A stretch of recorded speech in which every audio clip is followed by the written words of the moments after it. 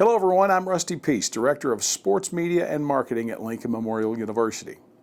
You know, the last several months have been unprecedented to folks throughout the world, but especially to our colleges and universities throughout the United States.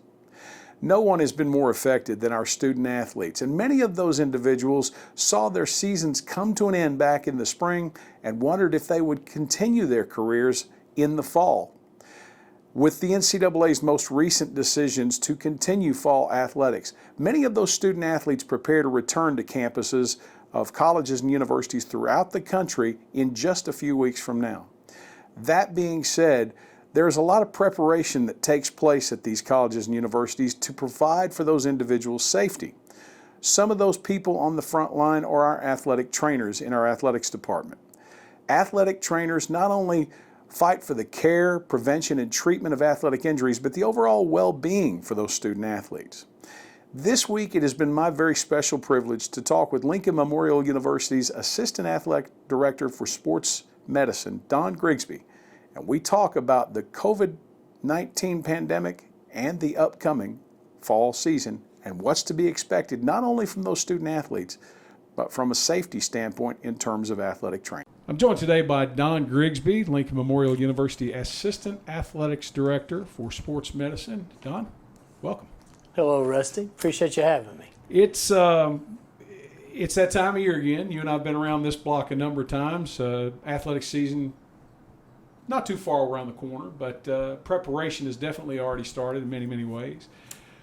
This year, preparation comes in a very unique form because we have some other extenuating circumstances, if you will, to deal with. And I know for athletic training, it's going to be a unique season because you've got the remnants of the COVID-19 virus to take into consideration when bringing those student athletes back on campus.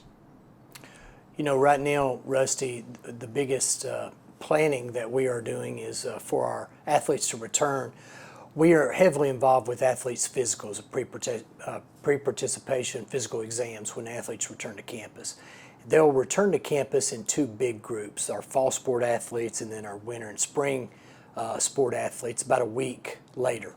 And this is early in mid-August. What we do know is COVID-19 is a very complicated issue that we're facing. It takes an extreme amount of good planning, communicating, teamwork, but that's what we know. What we don't know is how it's going to look in August, you know, what the optics are going to be when it comes August. You know, we're working on Plan A right now. We might be on Plan E or F or hopefully not Z in August, but you know, we've got to have some flexibility on our behalf, a lot of patience, and work together as a team to hopefully have a good plan in place come August when our athletes report. So other than the obvious, I mean, you're going to have your primary concern under normal circumstances would be physical exams. Correct. So that these student athletes would be cleared physically to play for the upcoming season. Now with COVID-19 to be considered, I mean, I'm sure that you've been in talks over the recent weeks with personnel throughout the campus and various departments. What do you do to assure that one of the student athletes that you have on the roster of one of the 21 different teams on campus doesn't come to campus infected? Gotcha. Well, our COVID screening that we are going to implement here at LMU, Rusty, there's so many models right now that exist, from your NBA model to NFL to Division I athletics, Division II, our SAC, the conference schools. And what we're trying to do is implement the best model for our institution here at LMU. We're going to implement a 3-part screening series. The first series, or first part of the screening, is going to be a pre-campus questionnaire screening that the athletes will receive away from campus about 2 weeks prior to their entry of campus and reporting date. And basically a questionnaire that they'll immediately return back to the athletic training staff. We'll go through these and screen them, and look for any potential red flags. If they've had any contact with anyone that has tested positive, family members, any history that they may have had over the summer times or the springtime, and then we know a little bit about what to expect when these athletes get to campus this way. So, okay, I see the plan there, and there is no playbook to go by, is the term that I've used a number of times with you and other people here, and talking about the virus. So, in preparation for these student athletes, there are things that we can do to being proactive to prevent the spread of germs.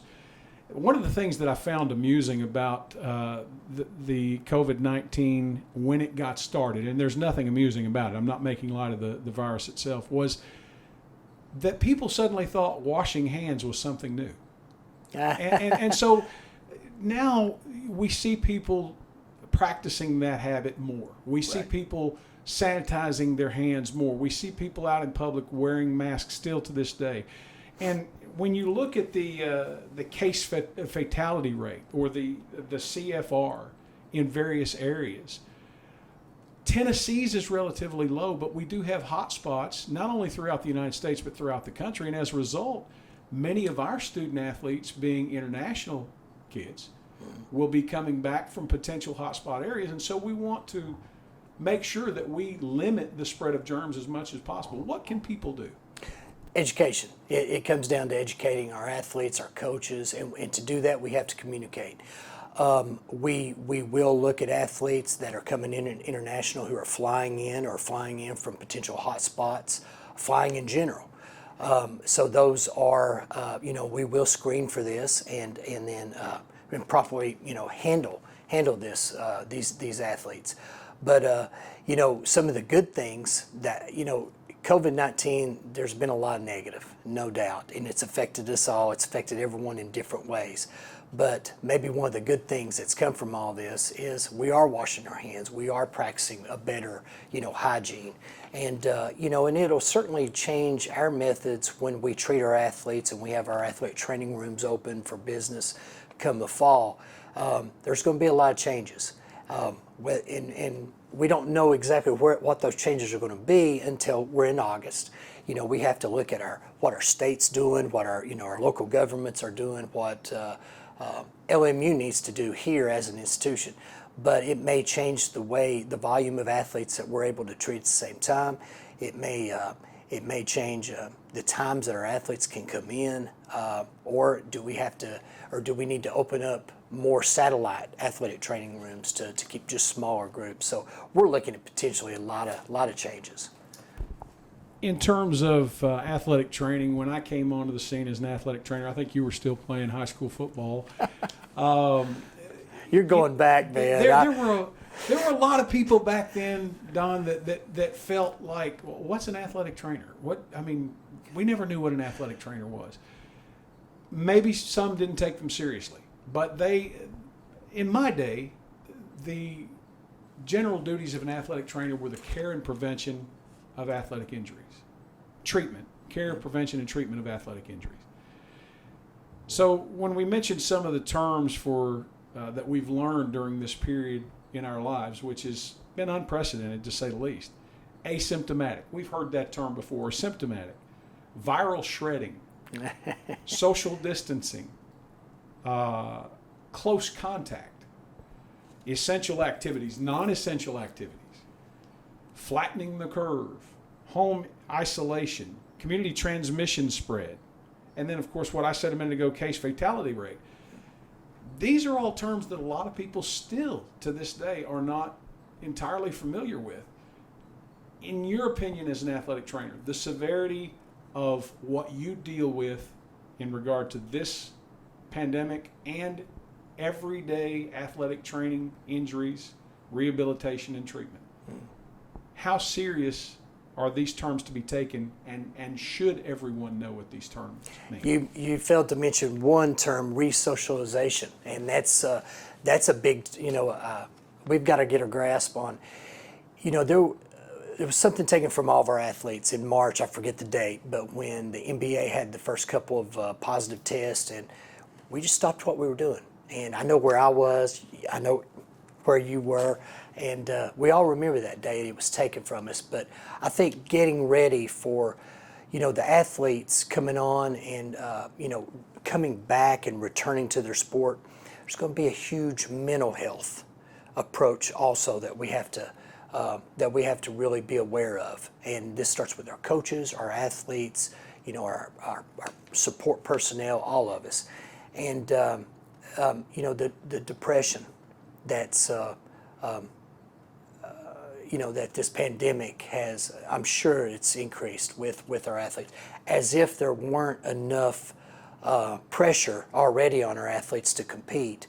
But you take all that away for several months here, our athletes are going to be very ready to get back into sport. I know we are as a staff, as a support staff. I know our coaches are all ready.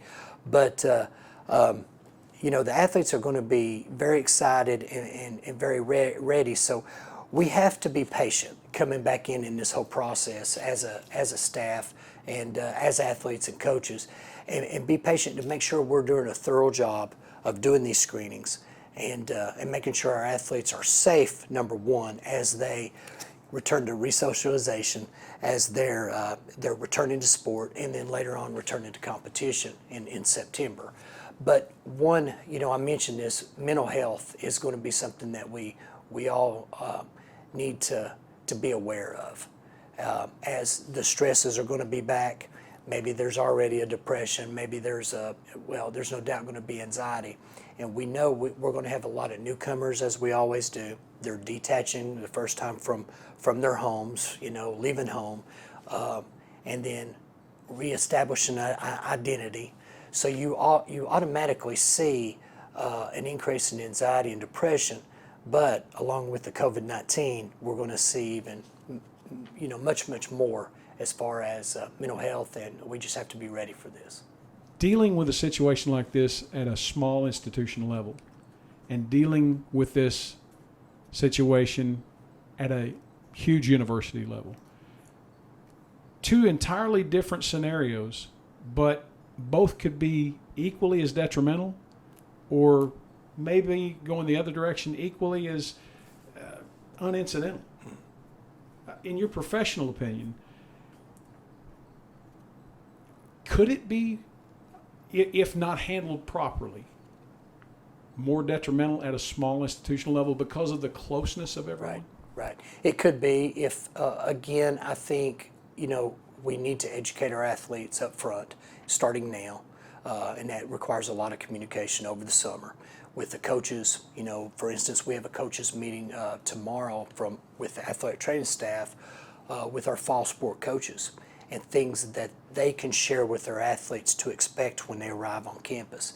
And, so education, and then I think the screening process is very important. And we're actually implementing a lot of the same screening procedures that you just talked about from the big Division I institutions.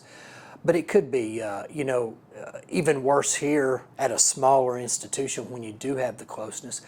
But we have to handle it with that professional approach, social distancing, all those terms you mentioned. We need to make sure we're implementing every day. One of the last part of our screening process, 3-part series, is once our athletes are cleared as they initially check in and start sports, we'll do screenings for about 14 days. Every morning we're doing a temperature check and a symptom check with our athletes. So we hope we can stay on top of this. We just hope we can. But it takes planning now, and there's been a lot of communication and planning going on. And but just stay on top of it, I think, with education is number one.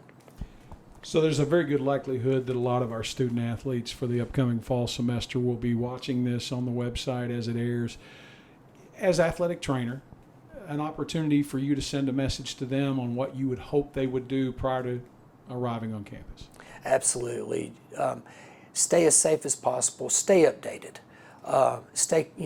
Continue to communicate with their coaches, because we are communicating with those coaches, and we are communicating and reaching out to their athletes. So definitely stay updated with this source their emails. We're going to be because this is very important for us is to communicate and reach out to our athletes. Proper hygiene, taking care of themselves, staying healthy, but also another aspect, our athletes need to work out. They need to train to be ready and not only ready for their sport, but to prevent injuries. And we know that it's been tough to train and work out over the last 6 to 8 weeks with the fitness centers, the gyms all being closed.